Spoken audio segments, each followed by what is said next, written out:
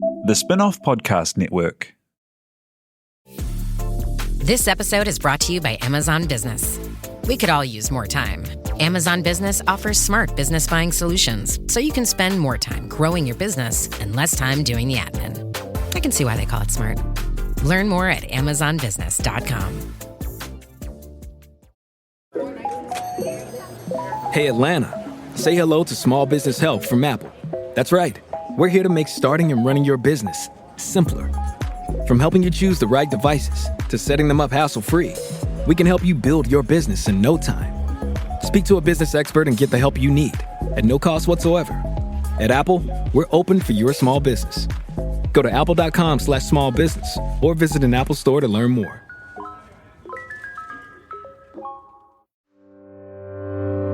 When the Facts Change is brought to you by the Spin-off Podcast Network in partnership with KiwiBank, the bank for Kiwi looking to get ahead in business and in life.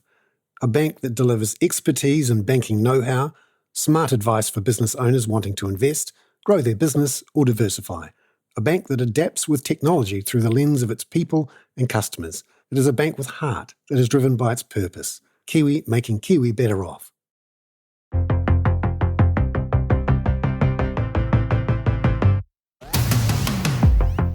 I'm an enthusiast. I'm a curious enthusiast. I love to find out about the new things that people are doing, the problems that are being solved, the problems that aren't being solved, how they might be solved.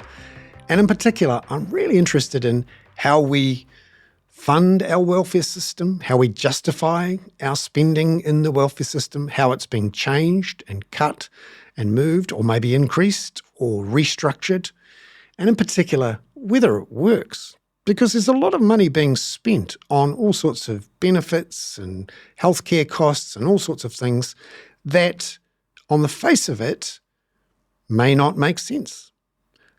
Then again, when you cut that spending, there are consequences.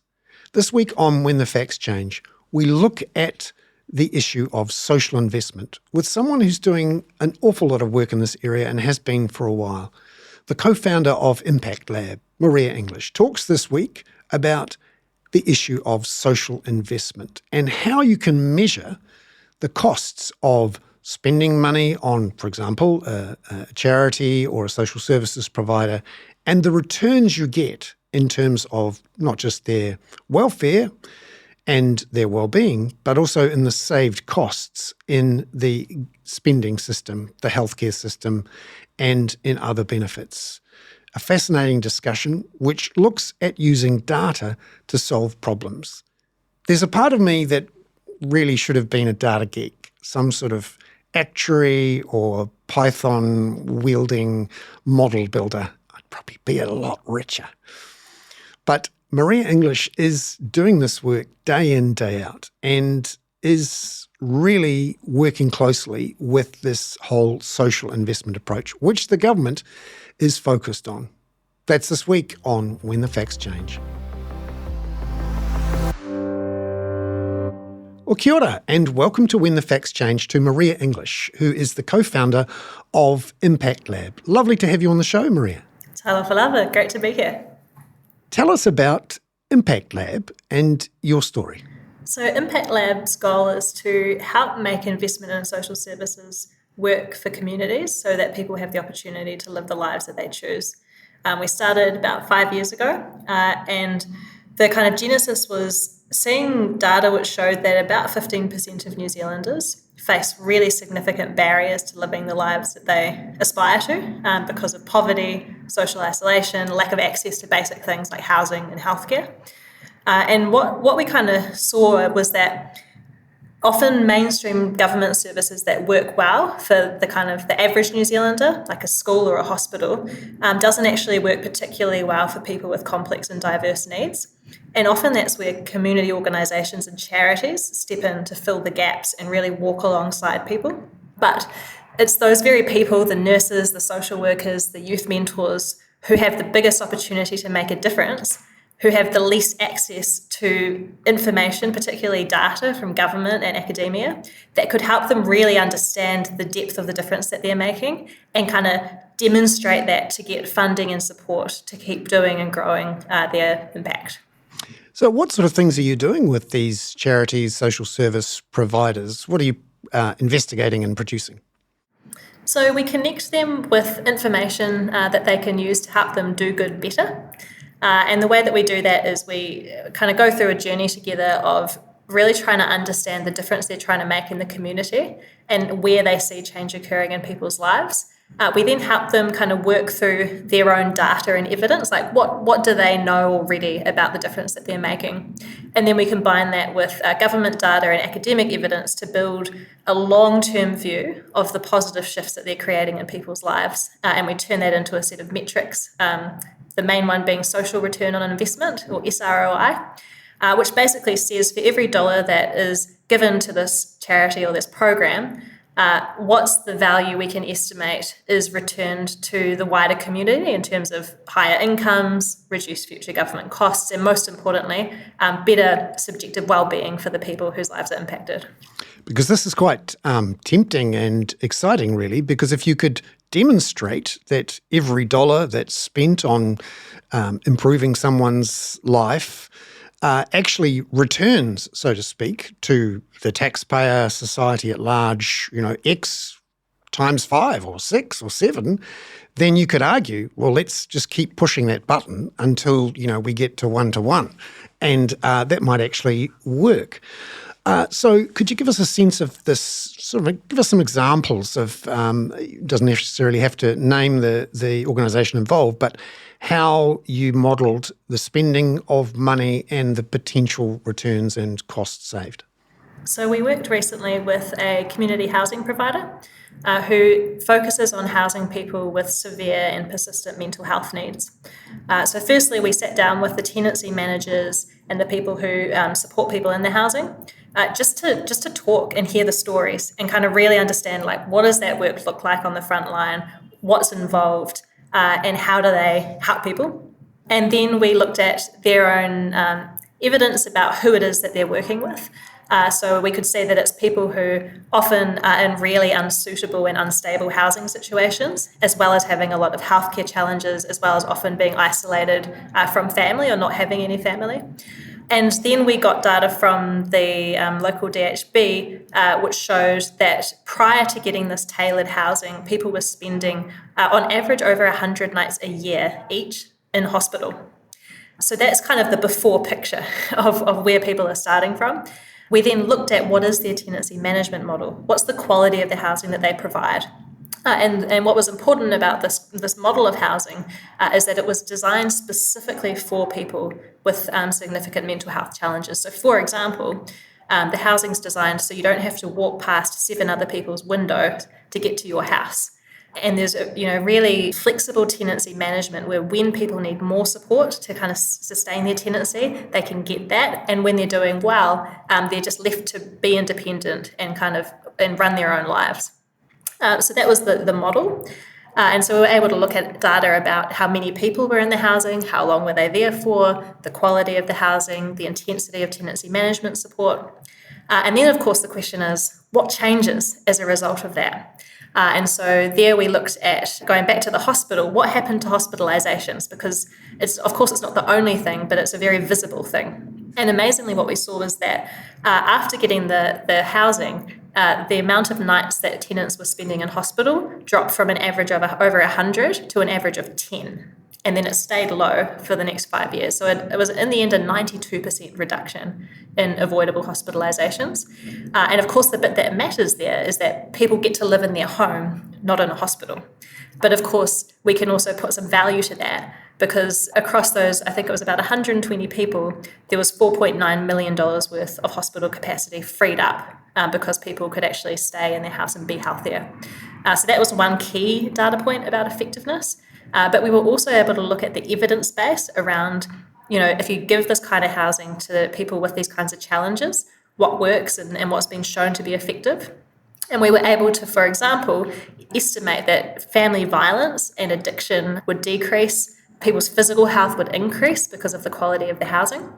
And also we were able to value that. So, for example, if you look at family violence, we know from government data the cost of police call-outs, court hearings, prison, And we can kind of make a conservative estimate of what that all adds up to. And for this housing intervention, we found an estimate of about $4.50 for every dollar invested in the program. And are there diminishing returns? The economist in me is going, oh, brilliant. Just keep adding a dollar until the returns get down to $1. Or can you just keep going? It's a really good question. And probably we don't have enough data to test that yet. But I think what we do definitely notice is there's a fairly complex interaction between understanding who you're working with and the barriers that people face and the particular constellation of barriers that different people face. And then the extent to which you can support positive change and then the time frame over which that change happens. So, in this intervention, people were quite quickly able to get stabilised. They didn't need to be living in hospital. But on the other hand, we've looked at cases, for example, of support for people who are sleeping rough, where a charity might spend a year just building trust so that person will even engage with the charity, let alone start to, form aspirations, let alone start to go after those. So I think, it's sort of all of those things mean that you can't simply say, we'll put in another dollar and we'll get another result. But really the purpose of doing this analysis is to be able to say, what are some decisions that we could make in a more informed way based on this information? So for example, that housing model I described, it relies on really close integration between the hospital and the housing provider. And as far as I'm aware, there's only 2 places in New Zealand where that particular kind of model exists. So then immediately the question for decision makers becomes, well, could this be something we could apply in other places? And what are the barriers to doing that? Yeah, because there is this idea that you could, with just about every government intervention dollar spent, work out what are the benefits, not just in the long run and not just in a cash basis, cash in, cash out, but those with an actuarial bent will go, oh, brilliant, I can start to put some assets or maybe liabilities or maybe reduce my future liabilities on the books if I do this in a substantial way. You're obviously doing it for specific examples, but do you think this is something, that you'll have to fend off Treasury trying to poach all of your people who could do this on a much larger scale? I think it's a really useful tool for Treasury, and I have to say it's certainly not the only tool they should be using because, for example, while to some extent this kind of measurement can look at people's lived experience of services, there's a lot of other, for example, qualitative ways that needs to be understood. So it's certainly not the only tool, but I think it is a useful one. And I think one of the big reasons that it's useful is that in the long run, the best way for government to kind of manage the limited resources that they have to manage is to actually reduce the need for some of these services. Hospitals being a classic example. Like if people can be living in home instead of in a hospital, then that's really great for that person, and that's much better ultimately as well for managing the scarce resource that is our healthcare system. Yeah, because at the moment there's a lot of government action on trying to reduce spending and trying to reduce the deficit and reduce debt. And there are some blunt instruments around. Spending has been stopped or suspended. Reviews are being done. Not particularly talking about any particular area, but you do get the sense that quite tough decisions are being made with a very short focus, a very, very, very tight focus on, we stop that spending, there we go, we've saved ourselves some money, but not looking longer term at the longer term impacts of, what you could argue are penny wise and pound foolish type decisions.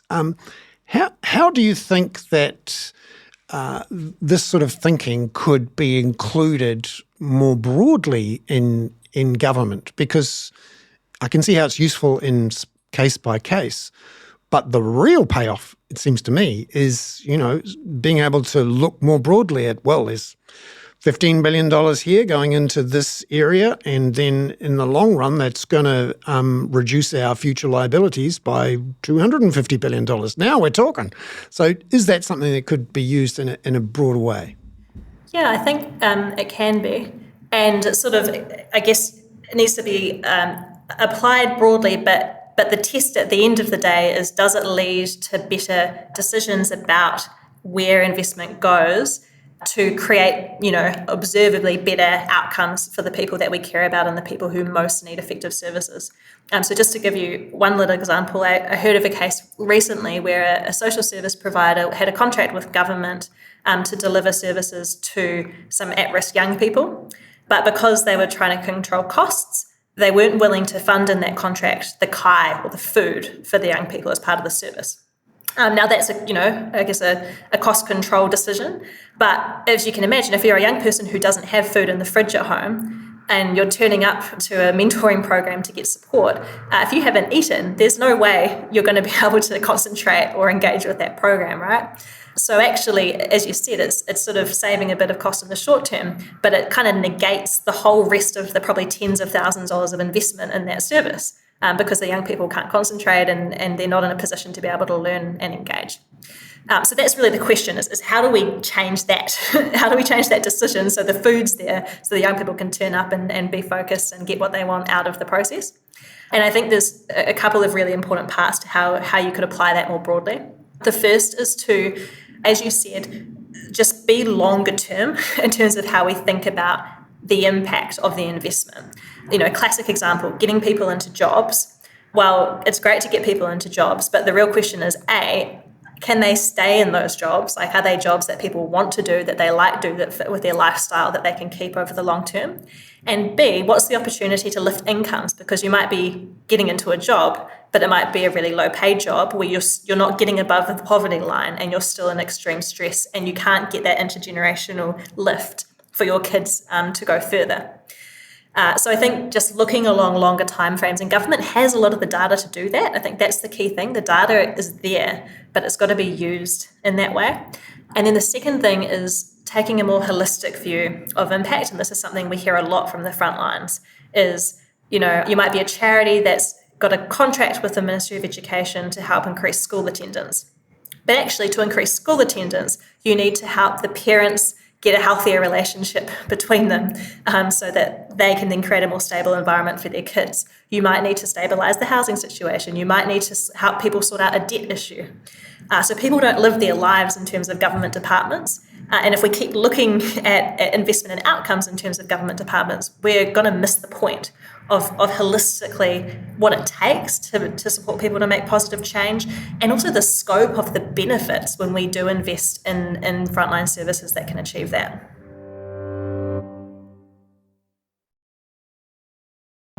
This episode is brought to you by Progressive Insurance.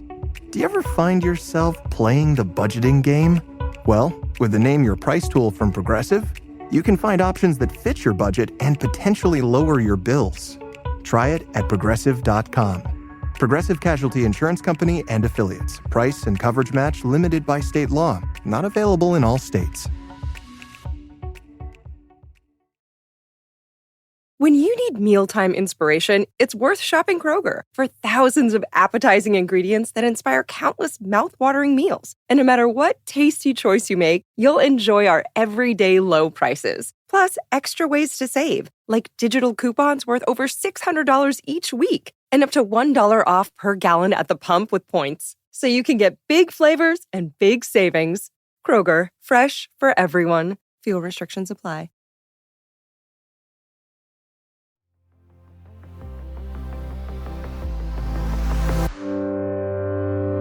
You were mentioning some data. I'm guessing here we're talking about the integrated data infrastructure, the IDI, the mythical, but no doubt there, IDI.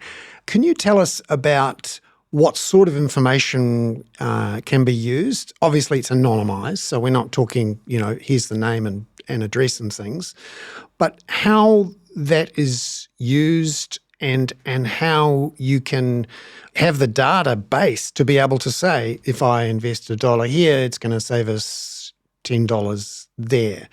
Tell us about the IDI and how you use it.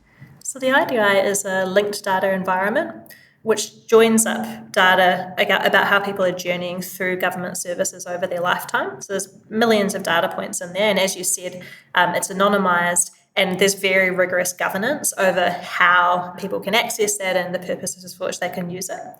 But it's very powerful because it helps us do both of the things I just described that are really important, which is it helps us look long term at people's journeys across time. And it also helps us look holistically at the intersection between, housing and healthcare, or education and employment, or the different things that go on in people's lives and how they impact each other. So to give an example, we worked with a disability employment provider that was providing support to people who've been on a benefit for a long time, who face major access barriers to employment. And what we saw from the IDI data is that if you're unemployed and disabled in New Zealand, in a given year, you're 4 times less likely to get a job than someone who's also unemployed but not disabled. So that's that real extra level of access barrier that people are facing. So that's the first important thing that we learned. The second important thing was once those people generally got jobs, their incomes tended to be quite high, like above average income levels.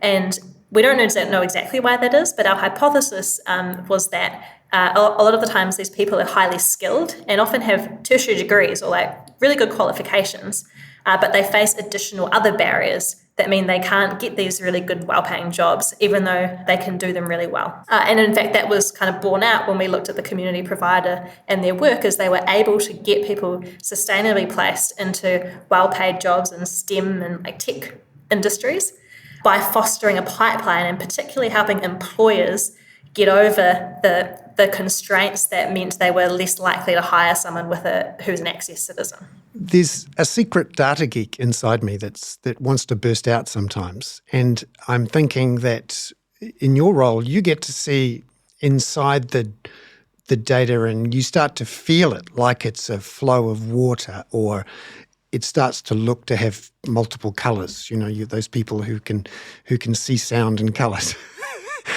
You've been looking at this for a long time, 5 years. I have a housing theory of everything, which is a blunt instrument. If only we had affordable, healthy housing for everyone, so many of our problems will be solved. That may or may not be right. You're probably in a better position to understand because you're feeling the data day in, day out. And this is a question I ask a lot of people. Let's say I'll make you Prime Minister and Finance Minister all at once, and your role is to make everything better in the long run, and we'll trust you to be there for a couple of decades. What do you do? The amazing thing is, and what I've been really heartened by, is we spend hours talking to frontline teams. So I think we've spent in the past 5 years something like 11,000 hours talking to the frontline teams of NGOs, and particularly a lot of NGOs serving New Zealanders with the most complex lives. What I've heard from that and what I've seen in the data is a couple of themes of what seems to work in terms of supporting people. The first thing is approaches that really respect the autonomy and agency of the people and families that we're serving. And that can be really subtle and sophisticated as to how service providers go about achieving that. But a lot of it's about finding ways to give people choice, to give people control of their own lives, and also helping empower people who often are coming from a place of trauma and often quite a lot of shame as well, to build the confidence to take, direction of their own lives. So that's the first thing. The second thing is flexibility.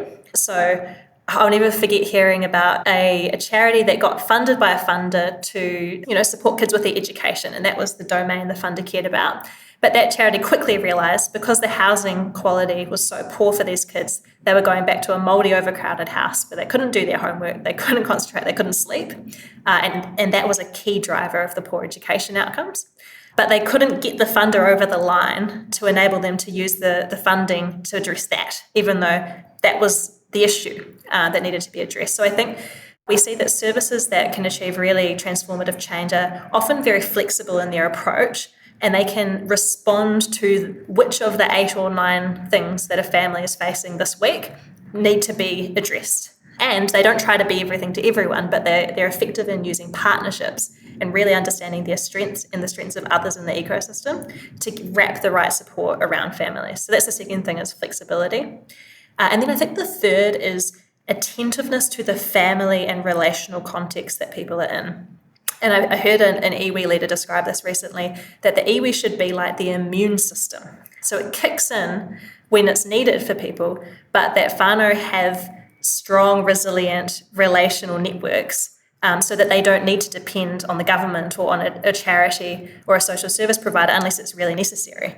And so I think it's about finding those services and organisations that can help people to build those resilient relationships that can persist after someone has left a program or a service, and also can work smart in the context of those relationships. So I remember talking to a Pacific nurse who said, look, I can be treating someone for diabetes, but I might not have the actual decision maker about that patient's health in the room.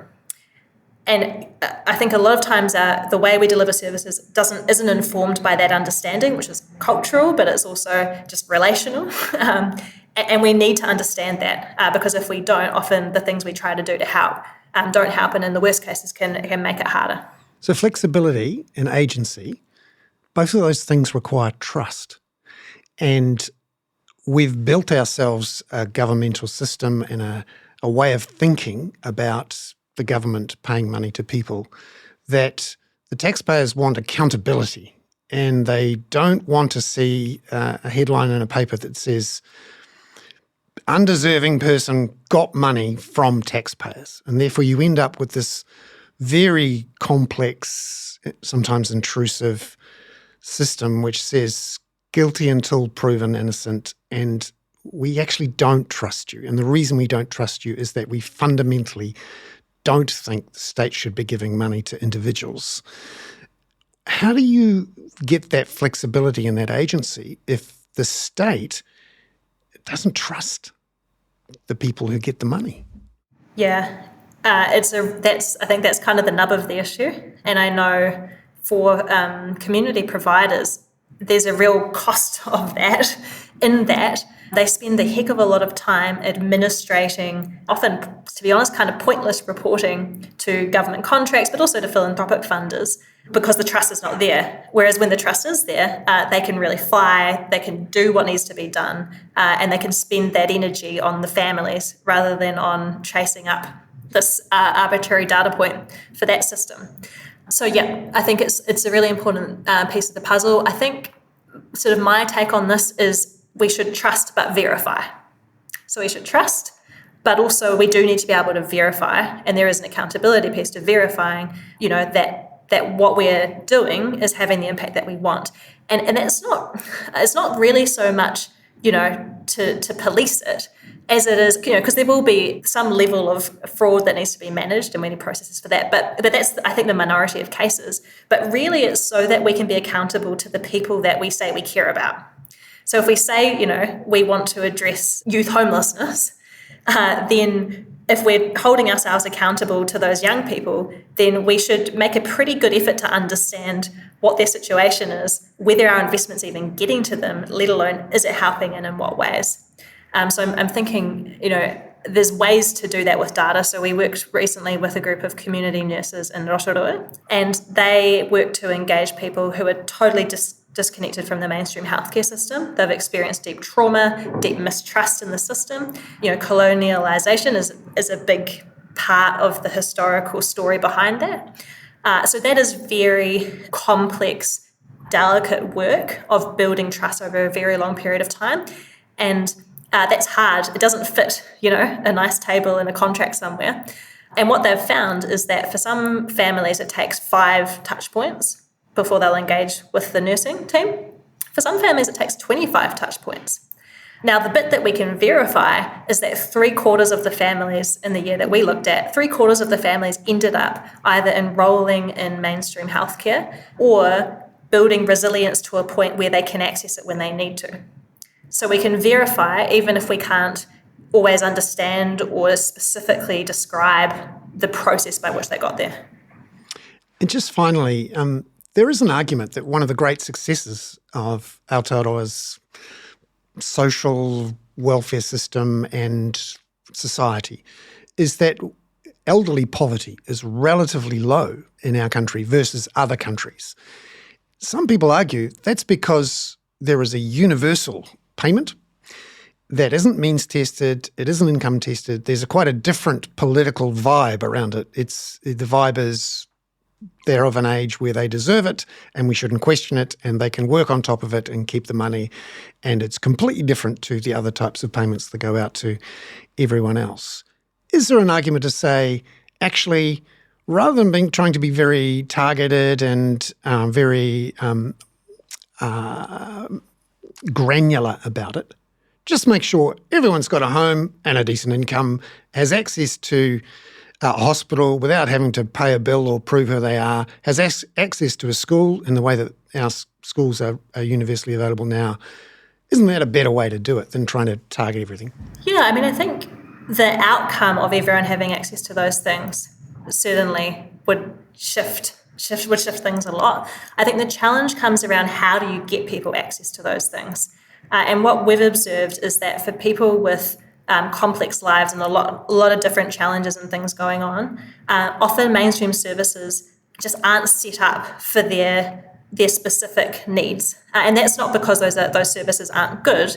It's just the reality of the specificity of people's situations. So just to give you an example, I was privileged recently to spend some time at the Downtown Community Ministry in central Wellington. And they were describing to us the process for people who are homeless and facing a lot of challenges, don't have a place to live, don't have food to eat. What is it like trying to get access to, income support and housing support through MSD? And I listened to one of your previous interviews about this kind of issue, so I know a lot of others have noticed this. But what they described is that if you want to, try and apply for a benefit when you really need one, first off, you need to have a phone that works and has money on it.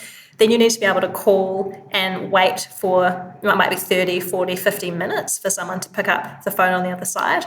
Then you've got to book in an appointment to get your benefit. And when I last spoke to the team down there, they said it's about a 1 month wait time before you can get an appointment.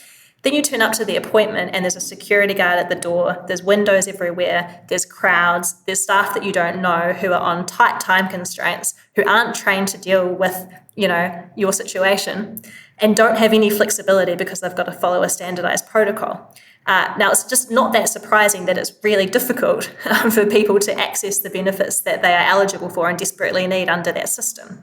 But it does work for most people. So what they've done is they've actually partnered with MSD to put the MSD team into their community hub, which is approachable. It's right in the middle of the city. It's a place people go regularly anyway. There's staff that they trust, that are constant and there all the time, that are trained and have a lot of flexibility of scope about meeting people's needs.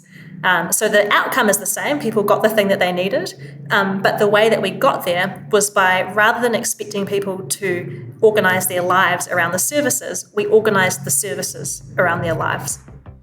Maria English, the co-founder and CEO of ImpactLab, thank you so much for coming on to When the Facts Change. Thanks so much.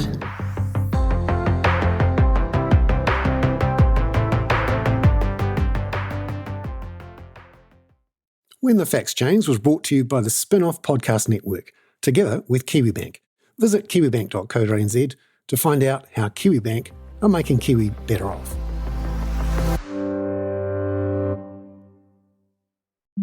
The Spin-Off Podcast Network.